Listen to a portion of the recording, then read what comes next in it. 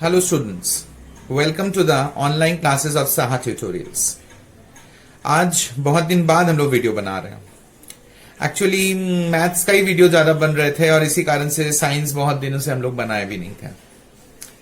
तो आज का जो वीडियो है जिस टॉपिक को लेकर वो बहुत इंपॉर्टेंट एक चैप्टर है और जिसको हम लोग लास्ट वीडियो जब हम लोग साइंस का बनाए थे तो आपसे बताए थे मैं कि ये पूरा एक वीडियो नहीं बनेगा, इसको हम लोग छोटे छोटे टॉपिक्स बनाकर इसका हम लोग वीडियो बनाएंगे।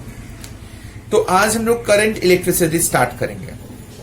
अब करंट इलेक्ट्रिसिटी में नाम सुनने से ही जो सबसे पहले चीज याद आता है कि झटका लगता है करंट इलेक्ट्रिसिटी से, और सही बात है, करंट इलेक्ट्रिसिटी से झटका लगता ही है। तो सबसे पहला चीज जो हम लोगों को करंट इलेक्ट्रिसिटी में जानना या समझना होगा वो है इलेक्ट्रिक चार्ज। इस वीडियो में आप लोग पूरे डिटेल्स में ये सारे चीजों के बारे में जानकारी पाइएगा। इलेक्ट्रिक चार्ज क्या होता है, पोटेंशियल क्या होता है, ओम्स लॉ, आज हम लोग ओम्स लॉ तक ही डिस्कस करेंगे और फिर आने वाले वीडियोस में हम लोग थोड़ा थोड़ा करके आगे बढ़ेंगे। तो सबसे पहला जो चीज हम लोग को जानना है वो है कि इलेक्ट्रिक चार्ज क्या है। एक बॉडी को कब हम लोग इलेक्ट्रिक चार्ज बोल सकते हैं। तो इलेक्ट्रिक चार्ज एक बॉडी का वो अवस्था है जिस अवस्था में वो अगर किसी इलेक्ट्रोमैग्नेटिक फील्ड में रखा जाए तो वो एक फोर्स एक अनुभव करेगा।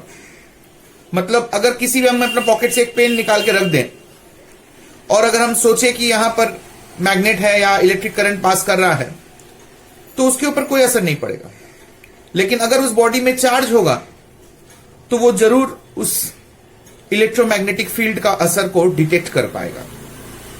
अर्थात एक बॉडी अगर वो चार्ज्ड है तो उसके अंदर एक फील होगा, एक अनुभूति होगा फोर्स का, चाहे वो अट्रैक्शन हो चाहे वो रिपल्शन हो, जब उसको एक इलेक्ट्रोमैग्नेटिक फील्ड में रखा जाए। अब आप लोग जानते हैं चार्जेस दो प्रकार के हैं, पॉजिटिव और नेगेटिव। तो बात आता है कि ये बॉडी चार्ज्ड अप होता कैसे है। तो इलेक्ट्रॉनिक थ्योरी के अनुसार हम लोग एटॉमिक स्ट्रक्चर पढ़ चुके हैं और ये हम लोग जानते हैं कि जो न्यूक्लियस है वो बहुत टाइट है और स्ट्रांग है, उसको तोड़ा नहीं जा सकता है। तो जो फ्री इलेक्ट्रॉन्स है वही जब हम लोग दो बॉडी को रब करेंगे तो वो टेंड कर, मतलब उन लोग का पॉसिबिलिटी होता है कि वो लोग जंप करके एक से दूसरे में ट्रांसफर होते हैं, और यही कारण है कि बॉडी चार्ज्ड अप होते हैं। अर्थात अगर हम दो बॉडी को इस तरह रब करें, उसको घिसे एक दूसरे से, तो एक बॉडी से दूसरे बॉडी में इलेक्ट्रॉन्स ट्रांसफर होते हैं, और जो बॉडी से इलेक्ट्रॉन्स ट्रांसफर होते हैं उसको हम लोग पॉजिटिव, और जिसमें ट्रांसफर होते हैं वो नेगेटिव चार्ज बन जाते हैं। तो इस तरह से एक बॉडी के अंदर चार्जेस तैयार होते हैं, और एक बॉडी डोनेट करेगा तो एक बॉडी एक्सेप्ट करेगा, जो डोनेट करेगा वो पॉजिटिव, जो एक्सेप्ट करेगा वो नेगेटिव बन जाते हैं। चार्ज के बाद आपको जानना पड़ेगा कि चार्ज का यूनिट क्या है। तो चार्ज का यूनिट है कूलम। कूलम चार्ज का एसआई यूनिट है और उसका सीजीएस यूनिट है ईएसयू, इलेक्ट्रोस्टैटिक यूनिट। चार्जेस अगर फ्लो करें, मतलब जिस जगह पे तैयार किए गए हैं वहां से अगर वो फ्लो करें तो वो इलेक्ट्रिसिटी को हम लोग करंट इलेक्ट्रिसिटी बोलते हैं। और अगर वो चार्जेस फ्लो नहीं करते हैं, एक ही जगह पर जहां बने हैं वहीं तैयार रहते हैं, तो उसको हम लोग स्टैटिक इलेक्ट्रिसिटी कहते हैं।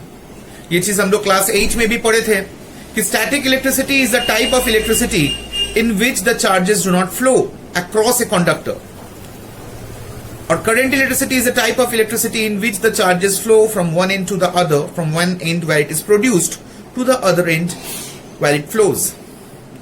अर्थात धारा विद्युत और स्थिर विद्युत, हिंदी में अगर हम लोग बोले तो धारा विद्युत मतलब जहां विद्युत आवेश जो तैयार होते हैं, जिस जगह पे तैयार होते हैं वहां से वो प्रवाहित होते हैं, जबकि स्थिर विद्युत वो विद्युत है जहां पर विद्युत आवेश तैयार होते हैं लेकिन वो प्रवाहित नहीं होते हैं। तो इस तरीके से धारा विद्युत और स्थिर विद्युत के बारे में भी आपको जानकारी हुआ। कूलम्ब आवेश की इकाई है, उसकी परिभाषा आपको पढ़नी होगी। इससे संबंधित एक रूल है, एक नियम है जिसको हम लोग कूलॉम्ब्स लॉ बोलते हैं। कूलॉम्ब्स लॉ दो आवेश युक्त वस्तुओं के बीच या तो आकर्षण या तो विकर्षण, मतलब या तो अट्रैक्शन या तो रिपल्शन, तो कोई भी फोर्स अगर काम करे तो उस फोर्स से जुड़ा हुआ है कि कितना फोर्स का अट्रैक्शन काम करता है या कितना फोर्स का रिपल्शन काम करता है। तो Coulomb's law is very important. इसके बाद जो चीज आपको समझना है वो है पोटेंशियल या पोटेंशियल डिफरेंस। पोटेंशियल डिफरेंस या पोटेंशियल हम लोग किसको बोलते हैं ना, जब एक बॉडी, हमने पहले ही आपको बताया कि एक बॉडी चार्ज्ड होता है, तो जब उसके अंदर चार्ज आता है तो वो क्या कर सकता है कि उस चार्ज को किसी को दे सकता है या किसी से ले सकता है। तो इस कंडीशन ऑफ द बॉडी को हम लोग इलेक्ट्रिक पोटेंशियल बोलते हैं। So electric potential is the condition of the body in which it acquires a capability to flow और एक्सेप्ट चार्जेस। अब हायर पोटेंशियल होगा तो चार्ज फ्लो करेंगे वहां से, लोअर पोटेंशियल होगा तो वहां उस तरफ, मतलब उसकी तरफ चार्जेस आएंगे और उसको एक्सेप्ट करने होंगे। ये थ्योरी एकदम हम लोग क्लास 9 में पढ़े थे, लिक्विड प्रेशर और साइफोन जिस प्रिंसिपल पर चलता है कि वाटर हायर लेवल से लोअर लेवल फ्लो करता है, ठीक उसी तरह है कि इलेक्ट्रिक करंट हमेशा हायर पोटेंशियल से लोअर पोटेंशियल की ओर ट्रांसफर होता है। यह चीज हमेशा होता है और हर इलेक्ट्रिसिटी, हर करंट इलेक्ट्रिसिटी में इसको मेंटेन किया जाता है। तो यहां बात आता है कि ये मेंटेन कैसे होता है।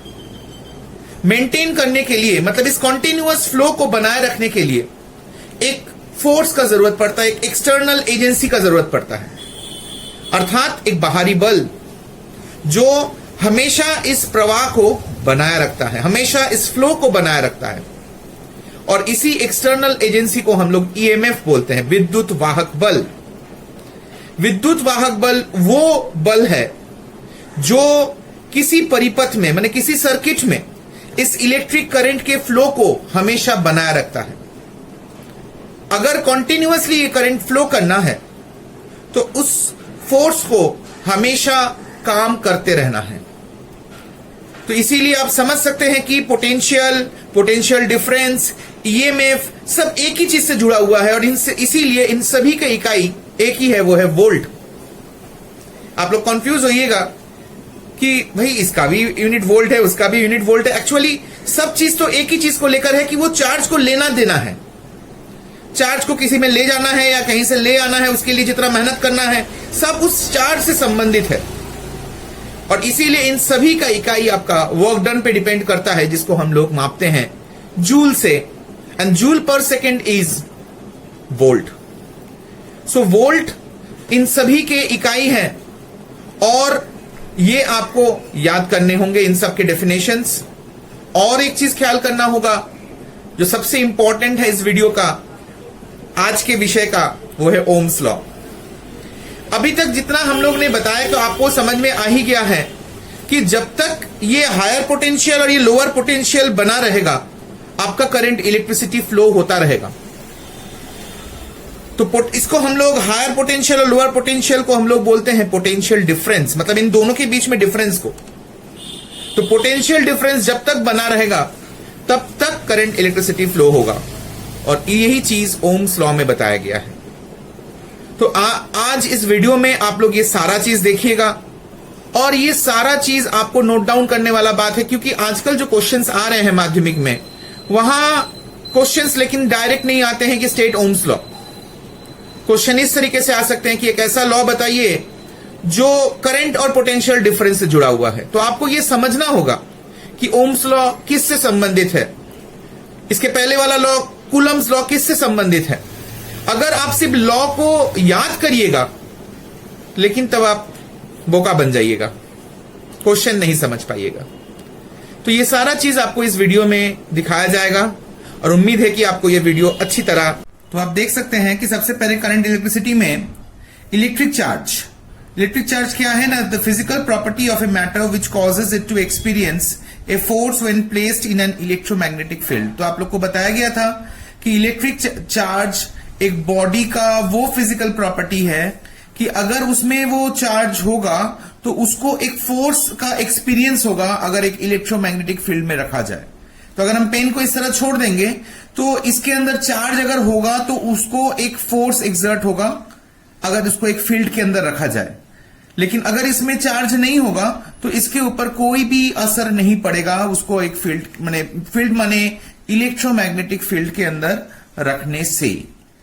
दो प्रकार के चार्ज होते हैं, पॉजिटिव और नेगेटिव। पॉजिटिव क्या होता है ना, जब एक बॉडी लूजेस इलेक्ट्रॉन, अगर उसके अंदर से बॉडी इलेक्ट्रॉन्स लूज करते हैं तो उसको हम लोग पॉजिटिवली चार्ज बॉडी बोलते हैं। और दूसरी ओर negative charge body accept electrons, मतलब जो बॉडी लूज करता है वो पॉजिटिवली चार्ज बन जाता है, जिसको जो बॉडी उसको एक्सेप्ट करता है उसको नेगेटिव चार्ज कहते हैं। Types of electricity, static electricity और करंट इलेक्ट्रिसिटी। तो देख ही रहे हैं आप लोग क्या लिखा हुआ है, static electricity do not flows, मतलब जहां इलेक्ट्रिसिटी तैयार तो हुआ है लेकिन वो चार्ज फ्लो नहीं करेगा तो उसको हम लोग स्टैटिक बोलते हैं।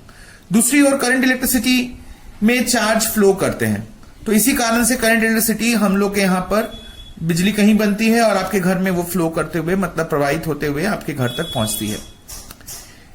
यूनिट्स ऑफ इलेक्ट्रिक चार्ज, तो सीजीएस यूनिट क्या है, ईएसयू जिसको हम लोग स्टैट कूलम भी बोलते हैं, दूसरी ओर एसआई यूनिट है उसका कूलम, तो हम लोग कूलम को ही ज्यादा पढ़ेंगे या इसका डेफिनेशंस भी आपको याद करना होगा। अब आते हैं कूलम्स लॉ। कूलम्स लॉ बहुत इंपॉर्टेंट है। द फोर्स ऑफ अट्रैक्शन और repulsion between 2 point charges is directly proportional to the product of magnitude of the charges and inversely proportional to the square of the distance between them। चलिए इसको ध्यान से समझते हैं। मान लेते हैं दो चार्ज यहां पे उपस्थित है, एक Q1 और एक Q2। तो इसके बीच में या तो फोर्स ऑफ अट्रैक्शन होगा या फिर फोर्स ऑफ रिपल्शन होगा, मतलब या तो इसके अंदर आकर्षण होगा या तो इसमें विकर्षण होगा। तो आकर्षण या विकर्षण कोई भी फोर्स अगर इसके अंदर इन दोनों चार्ज के अंदर एक्सर्ट हो तो वो किसके ऊपर निर्भर करेगा, दो चीजों पर निर्भर करेगा। Directly proportional to the product of the charges, मतलब इसके अंदर और इसके अंदर जो चार्ज है उसका प्रोडक्ट माने मल्टीप्लाई, माने अगर इसके अंदर 5 कूलम है और अगर इसके अंदर 10 कूलम है तो फोर्स एक्सर्ट होगा 5 into 10, 50 यूनिट्स फोर्स एक्सर्ट होंगे। दूसरी ओर inversely proportional to the square of the distance. Inversely proportional मतलब जितना डिस्टेंस ज्यादा होगा उतना फोर्स कमता जाएगा, जितना डिस्टेंस कम होता रहेगा उतना फोर्स बढ़ता जाएगा। स्क्वायर ऑफ द डिस्टेंस मतलब डिस्टेंस अगर 2 सेंटीमीटर हुआ तो स्क्वायर हो जाएगा, मतलब 4 गुना उसका फोर्स होगा। डिस्टेंस अगर ज्यादा बढ़ जाएगा तो उसका भी स्क्वायर होके ही उसका फोर्स कम होता जाएगा। तो इसीलिए देखिए force is proportional to Q1 Q2 मतलब दोनों का product of the charges by R square, जहां आर दोनों के बीच का डिस्टेंस है। प्रोपोर्शनलिटी के बदले इक्वलिटी साइन लाने से कांस्टेंट लाना पड़ता है, जिसको कांस्टेंट को हम लोग कूलम्स कांस्टेंट बोलते हैं, और यही इसका मैथमेटिकल फॉर्म है कूलम्स लॉ का। एक छोटा सा इंपॉर्टेंट टिप देते हैं, इस चैप्टर में आप लोग को बहुत सारा लॉ मिलेगा और जहां भी लॉ आपको लिखने के लिए कहा जाएगा मैथमेटिकल फॉर्म और एक छोटा सा डायग्राम आप बना देते हैं तो एक 100% पॉजिटिव इफेक्ट होता है एग्जामिनर के मन में। तो आप लोग भी, मैं यही एडवाइस दूंगा कि जब भी लॉ पढ़ो, बहुत बच्चे लॉ लिखते हैं, सब कोई लिखते हैं, लेकिन लॉ के साथ ये मैथमेटिकल फॉर्म और अगर एक छोटा सा डायग्राम आप बना दो इस तरीके से, इसको बनाने में 5 सेकंड से 10 सेकंड लगेगा, तो ये जो होता है एक एग्जामिनर के मन में बहुत अच्छा पॉजिटिव इफेक्ट पड़ता है। तो मेरे तरफ से ये एक इंपॉर्टेंट टिप आप लोग जरूर ध्यान दीजिएगा, और इस तरह का टिप्स मैं पूरे वीडियोस में या सारे वीडियोस में देने का कोशिश करता हूं। और अगर आप लोग को ये वीडियो अच्छा लगे तो जरूर लाइक करना मत भूलिएगा। आते हैं नेक्स्ट पेज पर, इलेक्ट्रिक पोटेंशियल। इलेक्ट्रिक पोटेंशियल क्या लिखा गया है, मैंने आपको बताया था कि ये बॉडी का वो कंडीशन है जिसके कारण से इलेक्ट्रिक करंट फ्लो होता है। तो यहां क्या लिखा गया, the condition of a body which determines the direction of flow of electric current across a conductor. मतलब अगर हायर पोटेंशियल होगा तो वहां से करंट फ्लो करेगा, और अगर लोअर पोटेंशियल होगा तो उसके तरफ करंट फ्लो करेगा। तो इसीलिए डिटरमाइन द डायरेक्शन, डायरेक्शन को यह तय करता है कि वहां से फ्लो करेगा कि उसके तरफ फ्लो करेगा, ये डिपेंड करता है उसका पोटेंशियल। पोटेंशियल हाई होने से करंट वहां से तैयार होकर फ्लो होंगे, और अगर पोटेंशियल लो होगा तो उसी के तरफ ये करंट फ्लो होगा। दोनों जैसे यहां आप देख रहे हो एक तार है और तार के अंदर से सी मतलब करंट फ्लो हो रहा है, तो किसी भी दो एंड ए और बी पर जो पोटेंशियल का डिफरेंस है वी ए और वी बी, उसी को V A minus V B is potential difference. तो इसीलिए यहां क्या लिखा गया है, the difference in potential between the two points of a conductor across which the current is flowing. मतलब एक तार जिसमें से करंट फ्लो हो रहा है, उस तार में के किसी भी दो पॉइंट पर जो पोटेंशियल का डिफरेंस है उसी को हम लोग पोटेंशियल डिफरेंस कहते हैं। ईएमएफ, an external cause या force which is needed to generate or continue the flow of electric current produced across a conductor. It is equivalent to the work done in transferring unit charge from one end to the other end of it. अर्थात ये जो हम लोग यहां charge मतलब current flow हो रहा है, इस करंट को फ्लो मेंटेन करके रखने के लिए, मतलब इसको बनाए रखने के लिए एक फोर्स का जरूरत पड़ता है। तो फोर्स का जरूरत पड़ता है करंट को तैयार करने में और उसको फ्लो करवाने में, उसी फोर्स को हम लोग ईएमएफ कहते हैं।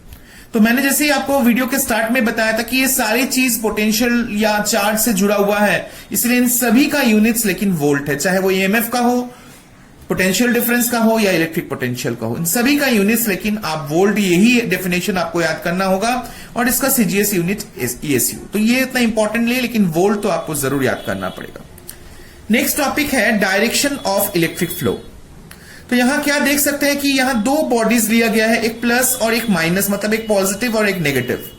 तो जैसे ही इसको एक तार से हम लोग जोड़ दिए हैं, तो इलेक्ट्रॉन्स यहां से यहां फ्लो करते हैं। इलेक्ट्रॉन्स यहां से यहां क्यों फ्लो करते हैं ना, यहां नेगेटिव है मतलब इलेक्ट्रॉन्स ज्यादा है, और यहां पॉजिटिव है मतलब यहां इलेक्ट्रॉन्स कम है।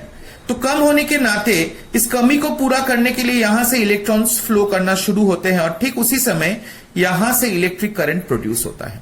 हम लोग पढ़ लेते हैं क्या लिखा है।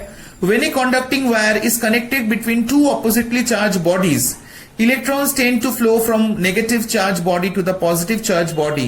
At this very moment, electric current starts to flow from the opposite direction. तो साफ साफ अंग्रेजी में लिखा हुआ है, इसका हिंदी अनुवाद अगर किया जाए तो क्या होगा ना, अगर एक सुचालक तार को दो विपरीत मुखी या विपरीत आवेश युक्त वस्तुओं के बीच संपर्क किया जाए, तो इलेक्ट्रॉन नेगेटिव मतलब ऋणात्मक से धनात्मक की ओर प्रवाहित होना शुरू होती है, और ठीक उसी समय विद्युत धारा की सृष्टि होती है और वो विपरीत दिशा में प्रवाहित होती है।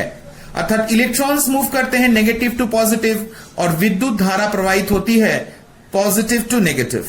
तो डायरेक्शन ऑफ फ्लो अगर आपसे पूछा जाए तो वो होगा पॉजिटिव टू नेगेटिव।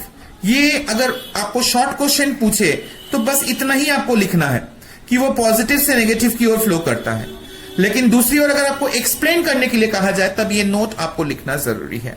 उम्मीद है कि आपको ये सारा चीज समझ में आ रहा है, और ये नोट्स आपको पूरा स्क्रीनशॉट्स मिल जाएगा, तो आप लोग चाहो तो इसका स्क्रीनशॉट भी ले सकते हो, या मैं नोट्स का फोटो भी आप लोग को व्हाट्सएप ग्रुप में भेज दूंगा। Units of electric current. तो यूनिट्स ऑफ इलेक्ट्रिक करंट का स्ट्रेंथ मतलब यूनिट जो करंट प्रवाहित हो रही है उसकी शक्ति का यूनिट क्या है, एम्पियर। इसका भी डेफिनेशन बहुत इंपॉर्टेंट है, तो आप देख लीजिए। अभी तक हम लोग 3 यूनिट पढ़ चुके हैं। सबसे शुरू में हम लोग कूलम पढ़े थे, फिर वोल्ट और अब एम्पियर। इन तीनों का परिभाषा लेकिन बहुत इंपॉर्टेंट है।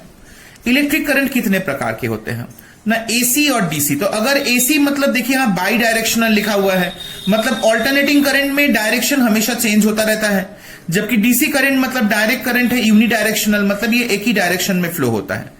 तो हम लोग बैटरी या सेल में जो करंट प्रोड्यूस करते हैं वो डीसी करंट होता है, जबकि डायनामो में जो करंट तैयार होता है वो करंट लेकिन एसी करंट होता है। अब सबसे इंपॉर्टेंट टॉपिक जो हम लोग का इस वीडियो का है वो है ओम्स लॉ। तो ओम्स लॉ ठीक हम लोग ऑलरेडी, लेकिन ओम्स लॉ में जो बताया गया वो हम लोग समझ चुके हैं कि एक करंट जब एक तार में से प्रवाहित होती है तो वो किसके ऊपर डिपेंड करती है ना, इसके पोटेंशियल डिफरेंस पे डिपेंड करती है। क्योंकि अभी मैंने लास्ट में बताया था कि करंट फ्लो करना क्यों हुआ ना, इलेक्ट्रॉन्स फ्लो करते हैं तब। तो इलेक्ट्रॉन्स क्यों फ्लो हो रहे हैं ना, एक तरफ नेगेटिव है एक तरफ पॉजिटिव है, मतलब एक तरफ इलेक्ट्रॉन्स ज्यादा है तो इलेक्ट्रॉन्स कम है। तो ये ज्यादा कम के चक्कर में इलेक्ट्रॉन्स फ्लो हो रहे हैं। तो ये ज्यादा कम अगर ना रहे तो इलेक्ट्रॉन्स फ्लो नहीं होंगे, और इलेक्ट्रॉन्स अगर फ्लो नहीं होंगे तो फिर इलेक्ट्रिक करंट भी तैयार नहीं होगा। तो इसीलिए एक डिफरेंस हमेशा बना रहना पड़ेगा ताकि ये करंट फ्लो होता रहे, और वही ओम्स लॉ में लिखा गया है। हम लोग पढ़ते हैं, temperature and other physical conditions remaining same, the strength of the current flowing through a conductor is directly proportional to the PD across its ends. अर्थात इनके पीडी और इनका करंट डायरेक्टली प्रोपोर्शनल है, जितना ज्यादा डिफरेंस होगा उतना ही ज्यादा करंट होगा। उसी को यहां लिखा गया mathematical form, VA minus VB is proportional to the C। VA minus VB को हम V से डिनोट करते हैं, तो V is proportional to C, अर्थात V is equal to CR, जहां R is the constant of proportionality.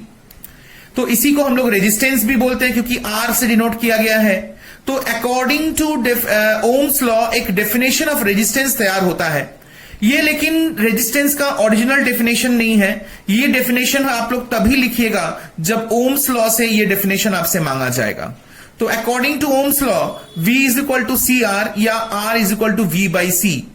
तो resistance can be derived as the ratio of the potential difference of a conductor and the current flowing across it. मतलब ये जो V और C का ratio है इसी को रेजिस्टेंस कहा जाता है। V मतलब पोटेंशियल डिफरेंस और C माने करंट, इन दोनों के रेशियो को हम लोग रेजिस्टेंस कहते हैं। मैं फिर से रिपीट कर रहा हूं, ये डेफिनेशन लेकिन ऐसे में लिखने पे नहीं होगा। अगर आपसे पूछा जाए कि define resistance from Ohm's law, तभी ये डेफिनेशन लिखिएगा, नहीं तो ये नहीं लिखना होगा। उसका ओरिजिनल डिसीजन जो हम लोग नेक्स्ट वीडियो में कवर करेंगे वो आप लोग करिएगा। अगर ग्राफिकल रिप्रेजेंटेशन आजकल नया WB सिलेबस में इंक्लूड किया गया है, आप देख सकते हैं कि एक तरफ C प्लॉट किया गया, एक तरफ V, मतलब इस तरफ पोटेंशियल डिफरेंस प्लॉट किया गया, इस तरफ करंट, और ये आपका ओम्स लॉ डिनेट कर रहा है फ्रॉम द ऑरिजिन। ऑरिजिन से ये लाइन गुजरेगा, स्ट्रेट लाइन, और यही ओम्स लॉ का ग्राफिकल रिप्रेजेंटेशन है। यहां एक बात बता दूं कि जो जो कंडक्टर्स ओम्स लॉ को फॉलो करता है उसको ओमिक कंडक्टर बोलते हैं, और जो नहीं फॉलो करते हैं उसको नॉन ओमिक कंडक्टर या सेमी कंडक्टर्स बोलते हैं। तो इसके साथ ही आज हम लोग का ये वीडियो समाप्त हो रहा है। उम्मीद है कि आज का ये वीडियो जो ओम्स लॉ तक सीमित है आप लोग को समझ में आया, और आप लोग ये सारी चीजों का नोट कर लिए हैं, और मैं इसका स्क्रीनशॉट भी, फोटो भी भेज दूंगा, तो आप लोग को ये समझने में और उतारने में असुविधा नहीं होनी चाहिए।